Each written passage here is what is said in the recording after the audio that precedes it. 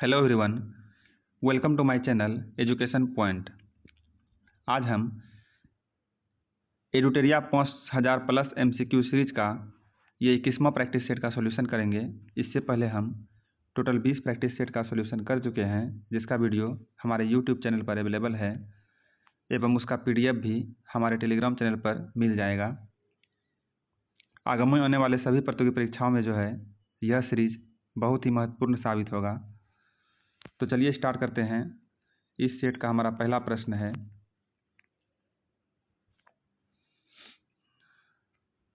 एक मिनट मैं इसको सेट कर लूँ थोड़ा।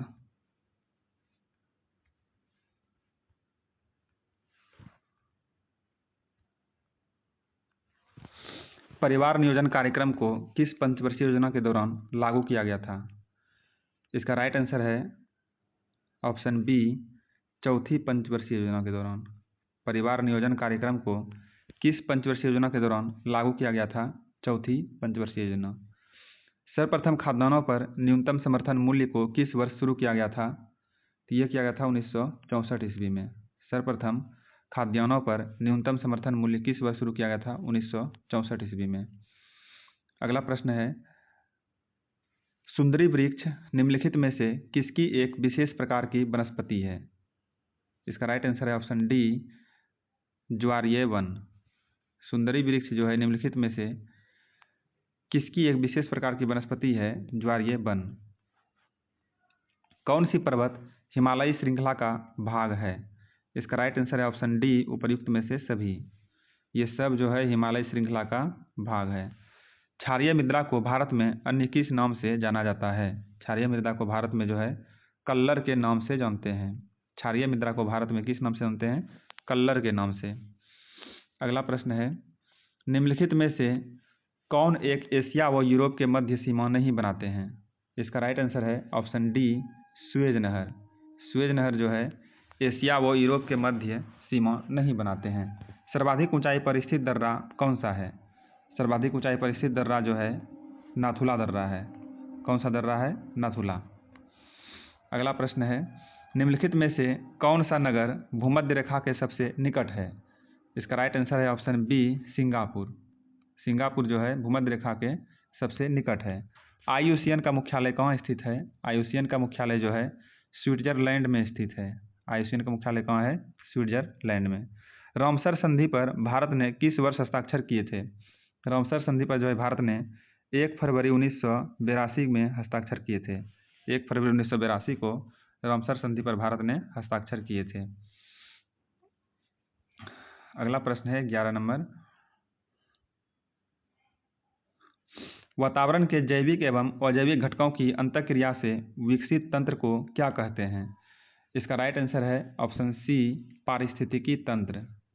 वातावरण के जैविक एवं अजैविक घटकों की अंतःक्रिया से विकसित तंत्र को क्या कहते हैं? पारिस्थितिकी तंत्र। रामसर सूची में सूचीबद्ध डिपोर झील किस राज्य में स्थित है? इसका राइट आंसर है ऑप्शन ए, असम में। रामसर सूची में सूचीबद्ध डिपोर झील किस राज्य में है? असम में। अनुसूचित क्षेत्रों तथा अनुसूचित जनजातियों के प्रशासन का नियंत्रण के बारे में उपबंध संविधान के किस अनुसूची में शामिल है? इसका राइट आंसर है ऑप्शन सी, 5वीं अनुसूची में। 5वीं अनुसूची में क्या है? अनुसूचित क्षेत्रों तथा अनुसूचित जनजातियों के प्रशासन का नियंत्रण के बारे में उपबंध जो है संविधान के 5वीं अनुसूची में शामिल है। सूची 1 को सूची 2 से सम्मिलित करना है। इसका राइट आंसर है ऑप्शन डी। ऑप्शन डी में क्या कहता है? ए का 3 मौलिक अधिकार जो है भारतीय संविधान के भाग 3 में है। बी का 4 मौलिक कर्तव्य जो है मौलिक कर्तव्य भारतीय संविधान के भाग 4 के क में है। सी का 2 और निर्वाचन जो है भारतीय संविधान के भाग 15 में है। आपात उपबंध भारतीय संविधान के भाग 18 में है।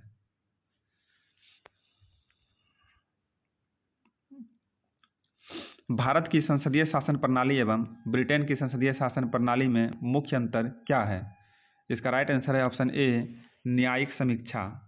भारत की संसदीय शासन प्रणाली तथा ब्रिटेन की संसदीय शासन प्रणाली में मुख्य अंतर है न्यायिक समीक्षा। भारतीय संविधान के निम्नलिखित अनुच्छेदों में से कौन विधायक सत्ता पर पूर्ण नियंत्रण लगाता है? इसका राइट आंसर है ऑप्शन सी, अनुच्छेद 14। अनुच्छेद 14 जो है विधायक सत्ता पर पूर्ण नियंत्रण लगाता है। अगला प्रश्न है, राज्य मंत्रिपरिषद निम्न में से किसके प्रति उत्तरदायी होता है? राज्य मंत्रिपरिषद जो है विधानसभा के प्रति उत्तरदायी होता है। एक व्यक्ति ग्राम पंचायत का चुनाव लड़ना चाहता है, उसकी उम्र कितनी होनी चाहिए? इसका राइट आंसर है ऑप्शन सी, 21 वर्ष या इससे ऊपर उम्र होगी तभी वह ग्राम पंचायत का चुनाव लड़ सकता है। अगला प्रश्न है 19 नंबर, निम्नलिखित में से किस संविधान संशोधन द्वारा पंचायतों को संवैधानिक दर्जा प्रदान किया गया? इसका राइट आंसर है ऑप्शन ए, 73वां संविधान संशोधन के द्वारा। 73वां संविधान संशोधन अधिनियम के द्वारा जो है पंचायतों को संवैधानिक दर्जा प्रदान किया गया। भारतीय संविधान के अनुसार निम्नलिखित में से कौन एक भारतीय का मूल अधिकार नहीं है? इसका राइट आंसर है ऑप्शन डी, अपना शिक्षण संस्थान बनाने पर प्रतिबंध जो है ये भारतीय का मूल अधिकार नहीं है।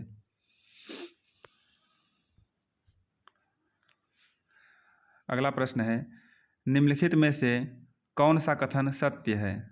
इसका राइट आंसर है ऑप्शन ए, वित्त आयोग एक संवैधानिक निकाय है। यह कथन बिल्कुल सत्य है, बाकी सब असत्य है। निम्नलिखित में से कौन सी समिति CAG के ऑडिट रिपोर्ट की जांच करती है? इसका राइट आंसर है ऑप्शन बी, लोक लेखा समिति जो है CAG के ऑडिट रिपोर्ट की जांच करती है। अगला प्रश्न है, किलोखरी को अपनी राजधानी किस शासक ने बनाया? किलोखरी को जो अपनी राजधानी किस शासक ने बनाया? तो ये बनाया था जलालुद्दीन फिरोज खिलजी ने। जलालुद्दीन फिरोज खिलजी ने जो है किलोखरी को अपनी राजधानी बनाया था। सैयद वंश का संस्थापक कौन था? तो सैयद वंश का संस्थापक जो है खिज्र खां था। ऑप्शन ए इसका राइट आंसर है। किस मुगल शासक के शासनकाल को स्थापत्य कला का स्वर्णयुग कहा जाता है? तो ये कहा जाता है शाहजहां के शासनकाल को। शाहजहां के शासनकाल को स्थापत्य कला का स्वर्णयुग कहा जाता है। अगला प्रश्न है, परम भागवत की उपाधि धारण करने वाला प्रथम गुप्त शासक कौन था? परम भागवत की उपाधि धारण करने वाला प्रथम गुप्त शासक जो है समुद्रगुप्त था। समुद्रगुप्त को जो है परम भागवत के उपनाम से जाना जाता था। शतपथ ग्रंथ किस वेद का ब्राह्मण ग्रंथ है? शतपथ ग्रंथ जो है यजुर्वेद का ब्राह्मण ग्रंथ है। यजुर्वेद का ब्राह्मण ग्रंथ है शतपथ ग्रंथ। विष्णु पुराण किस वंश से संबंधित है? विष्णु पुराण किस वंश से संबंधित है? ये है मौर्य वंश से। विष्णु पुराण मौर्य वंश से संबंधित है। अगला प्रश्न है, द्वितीय आंग्ल मैसूर युद्ध के समय भारत का गवर्नर जनरल कौन था? द्वितीय आंग्ल मैसूर युद्ध के समय भारत का गवर्नर जनरल था वारेन हेस्टिंग्स। वारेन हेस्टिंग्स था। अगला प्रश्न है 30 नंबर, निम्नलिखित में से कौन सुमेलित नहीं है? ये सुमेलित करना है। निम्नलिखित में से जो है कौन सुमेलित नहीं है? और इसका राइट आंसर है option D, Poona pact. Poona pact 1931 में नहीं हुआ था, ये 1932 में हुआ था। ये सुमेलित नहीं है, बाकी सब सुमेलित है। नौसेना का विद्रोह 1946 में हुआ था। कांग्रेस सोशलिस्ट पार्टी का गठन 1934 में। बारदोली सत्याग्रह 1928 में। कांग्रेस के किस अधिवेशन में पहली बार वंदे मातरम गाया गया? इसका राइट आंसर है ऑप्शन ए, 12वां अधिवेशन। कांग्रेस के कौन से अधिवेशन में पहली बार वंदे मातरम गाया गया था? 12वां अधिवेशन में।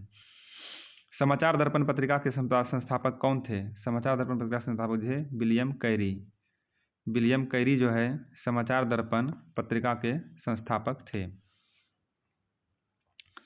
पर्वतों पर आच्छादित हिम सूर्य की गर्मी द्वारा एक साथ न पिघलने का क्या कारण है?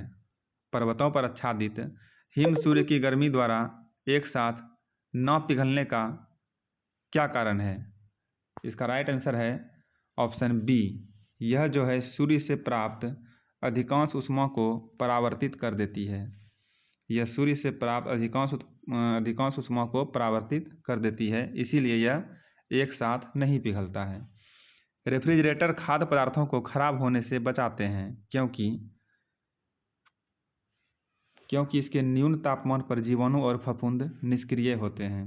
ऑप्शन डी इसका राइट आंसर है, क्योंकि इसके न्यून तापमान पर जो है जीवाणु और फफूंदी निष्क्रिय होते हैं, इसीलिए रेफ्रिजरेटर में खाद्य पदार्थों को खराब होने से बचाते हैं। अगला प्रश्न है, गुरुत्वाकर्षण बल जो है निम्नलिखित में से किस स्थान पर सबसे कम होता है? गुरुत्वाकर्षण बल निम्न में से किस स्थान पर सबसे कम होता है? तो ये होता है विषुवत रेखा पर। विषुवत रेखा पर जो है गुरुत्वाकर्षण बल सबसे कम होगा। कपड़ों पर लगे हल्दी के दाग पर जब क्षारीय प्रकृति वाला साबुन रगड़ते हैं तब उस धब्बे का रंग भूरा लाल हो जाता है, ऐसा क्यों होता है? इसका राइट आंसर है ऑप्शन सी, हल्दी एक प्राकृतिक सूचक है। हल्दी जो है एक प्राकृतिक सूचक है, इसी वजह से जो है कपड़ों पर लगे हल्दी के दाग जो है लाल भूरा रंग हो जाता है। अगला प्रश्न है, फ्लोरेस्टेंट ट्यूब में साधारणतः कौन सा पदार्थ का प्रयोग किया जाता है? और इसका राइट आंसर है ऑप्शन डी, पारावाष्प एवं आर्गन। फ्लोरेस्टेंट ट्यूब में जो है कौन सा पदार्थ का प्रयोग किया जाता है? पारावाष्प तथा आर्गन। निम्नलिखित में से कौन सा टिंडल प्रभाव को प्रदर्शित करता है? टिंडल प्रभाव को प्रदर्शित करता है कौन सा? तो ये करता है दूध और पानी का मिश्रण। दूध और पानी का मिश्रण जो है टिंडल प्रभाव को प्रदर्शित करता है। अगला प्रश्न है, डीएनए में कौन सी शर्करा पाई जाती है? डीएनए में जो है डीऑक्सी राइबोज पाया जाता है, डीऑक्सी राइबोज। अगला प्रश्न है 40 नंबर, केवल पादप कोशिकाओं में पाए जाने वाले कोशिकांग निम्न में से कौन है? और इसका राइट आंसर है ऑप्शन ए, प्लास्टिड। केवल पादप कोशिकाओं में पाए जाने वाले कोशिकांग निम्न में से कौन है? प्लास्टिड। जीवाणुओं की कोशिका भित्ति निम्नलिखित में से किसकी बनी होती है? जीवाणुओं की कोशिका भित्ति जो है पेप्टिडोग्लाइकन का बना होता है। पेप्टिडोग्लाइकन का बना होता है जीवाणुओं की कोशिका भित्ति। अगला प्रश्न है, कार्बोहाइड्रेट उपापचय को निम्नलिखित में से किसके द्वारा नियंत्रित किया जाता है? कार्बोहाइड्रेट उपापचय को निम्नलिखित में से किसके द्वारा नियंत्रित किया जाता है? तो ये किया जाता है इंसुलिन के द्वारा। किसके द्वारा? इंसुलिन के द्वारा। निम्नलिखित में से सबसे अधिक जंतु किस संघ में पाया जाता है? निम्नलिखित में से सबसे अधिक जंतु जो है किस संघ में पाया जाता है? ये पाया जाता है आर्थ्रोपोडा संघ में। किस संघ में? आर्थ्रोपोडा संघ में। मानव शरीर की सबसे बड़ी मिश्रित ग्रंथि कौन सी है? मानव शरीर की सबसे बड़ी मिश्रित ग्रंथि जो है अग्नाशय है। मानव शरीर की सबसे बड़ी मिश्रित ग्रंथि अग्नाशय है। अगला प्रश्न है, रदरफोर्ड के परमाणु मॉडल की त्रुटियों को दूर किसने किया? रदरफोर्ड के परमाणु मॉडल की त्रुटियों को दूर किसने किया? इसका राइट आंसर है ऑप्शन बी, नील्स बोर ने किया था। नील्स बोर ने जो है रदरफोर्ड के परमाणु मॉडल की त्रुटियों को दूर किया था। एल्कोहल से ईथर बनाने की विधि में उत्प्रेरक के रूप में निम्न में से किसका प्रयोग किया जाता है? इसका राइट आंसर है ऑप्शन ए, गर्म एल्यूमिना का प्रयोग किया जाता है। एल्कोहल से ईथर बनाने की विधि में उत्प्रेरक के रूप में जो है गर्म एल्यूमिना का प्रयोग किया जाता है। साबुन ग्रीज को किस विधि द्वारा अलग करता या घटाता है? तो ये होता है पायसीकरण द्वारा। साबुन या ग्रीज को किस विधि द्वारा अलग करता है? पायसीकरण द्वारा। अगला प्रश्न है, निम्नलिखित में से कौन सुमेलित नहीं है? और इसका राइट आंसर है ऑप्शन 48 का राइट आंसर है ऑप्शन ए। ऑप्शन ए जो है सुमेलित नहीं है। ओलिव की शाखा जो है संस्कृति सभ्यता का प्रतीक नहीं है, ये शांति का प्रतीक है। कबूतर शांति का प्रतीक है, ये है उल्टा घंटा संकट का प्रतीक है। ये दोनों सुमेलित है, ए नंबर जो है सुमेलित नहीं है। दिल्ली का मोती मस्जिद किस मुगल शासक के द्वारा बनवाया गया था? तो ये बनवाया गया था औरंगजेब के द्वारा। दिल्ली का मोती मस्जिद औरंगजेब के द्वारा बनवाया गया था। इस सेट का हमारा लास्ट प्रश्न है, वारकरी संप्रदाय की स्थापना किसने किया था? वारकरी संप्रदाय की स्थापना जो है तुकाराम ने किया था।